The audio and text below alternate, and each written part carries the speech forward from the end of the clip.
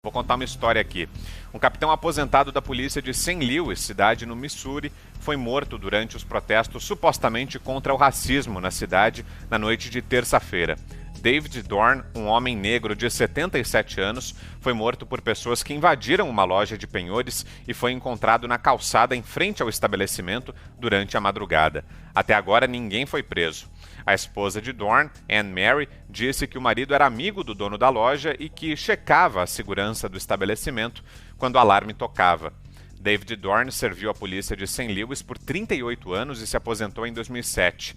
A noite em St. Louis foi violenta, com outros 4 policiais baleados e 55 estabelecimentos comerciais vandalizados, incluindo uma loja de conveniência que foi incendiada. Ô Zé Maria, fica claro aí que a luta contra o racismo ficou em segundo plano, né? A pauta já pouco interessa e tudo praticamente descambou para violência por lá, né, Zé?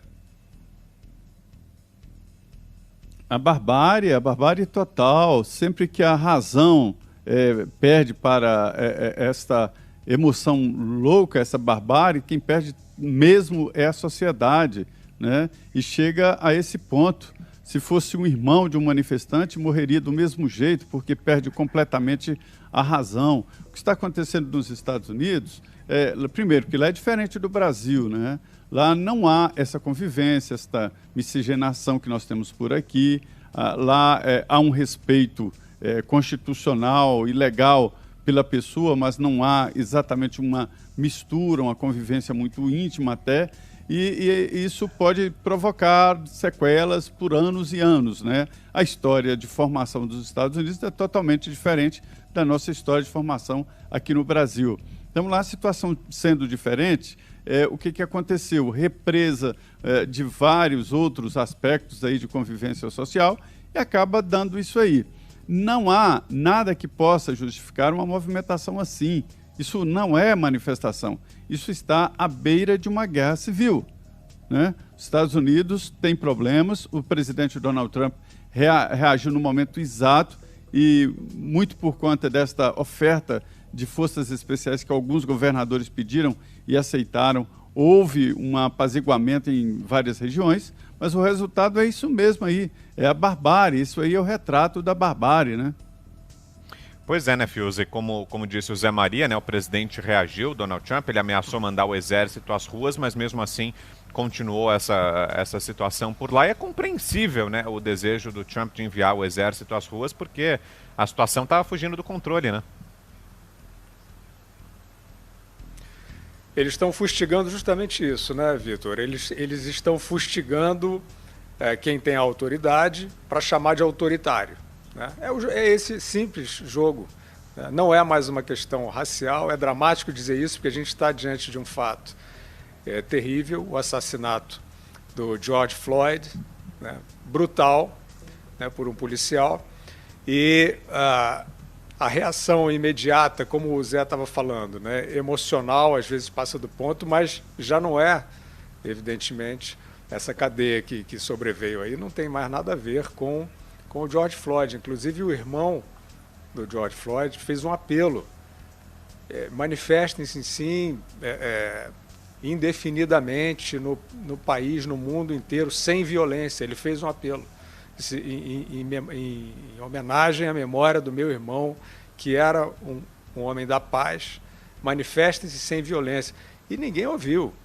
Ninguém ouviu. E o que a gente está vendo, quer dizer, o assassinato desse policial no Missouri, né,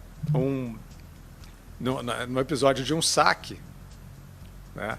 Evidentemente que essa violência já transbordou completamente a sua suposta causa. É mais um desafio político, de politicagem.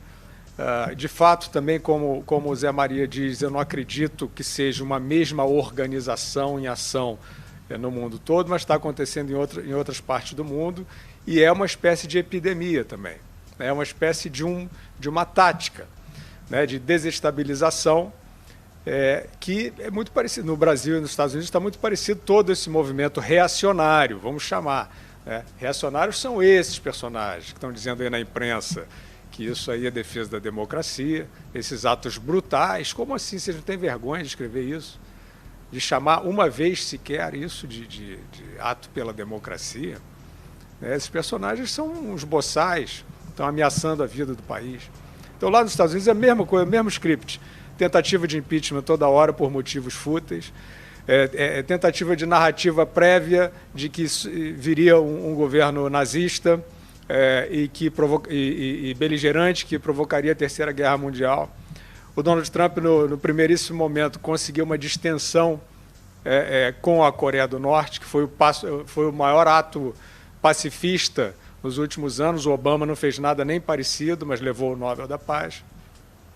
Então, é uma narrativa prévia, é uma sucessão de armadilhas, são armadilhas toscas, mas quando espalha a violência, fica mais complicado, né? A gente está do vírus para a violência, como disse o Augusto, né?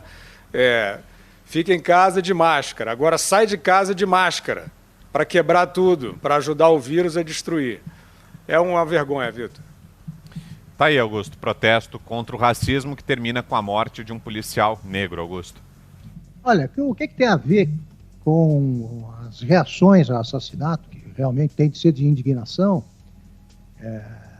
George Floyd, o que tem a ver um saque a um supermercado, a uma loja, o que tem a ver o dono da loja, que culpa ele teve, né, no acontecimento que desencadeou esse surto de violência? Nada a ver. Então, você quando tem um fato desse tipo, né, um distúrbio, seja qual for a origem dele, você tem um distúrbio urbano desse tipo, você usa a Guarda Nacional dos Estados Unidos, né? Aliás, um dos lemas da Guarda Nacional é One Riot, One Man, quer dizer, um distúrbio, um homem. Eles são especialistas em cuidar em conter esse tipo de violência, né? Coisa que vem como um surto mesmo. Pois bem, está completamente fora do controle da Guarda Nacional, a ponto de o presidente Trump avisar que vai acabar convocando as Forças Armadas. Porque, repito o que disse ontem, as Forças Armadas são responsáveis pela manutenção da lei e da ordem. Quando vai escapando a isso, não é nenhum ato nazista você usar as Forças Armadas como forças de paz. A ONU vive usando, etc. Então é por aí. Mas você tem o que o Guilherme chamou de narrativa falsa, para você transformar tudo isso numa tentativa de desgaste do Trump. E eu lembro que os grandes avanços na busca da paz internacional ocorreram quando presidentes americanos eram conservadores, porque eles estavam acima de qualquer suspeita para fazer algum tipo tentar algum tipo de diálogo com ditaduras comunistas.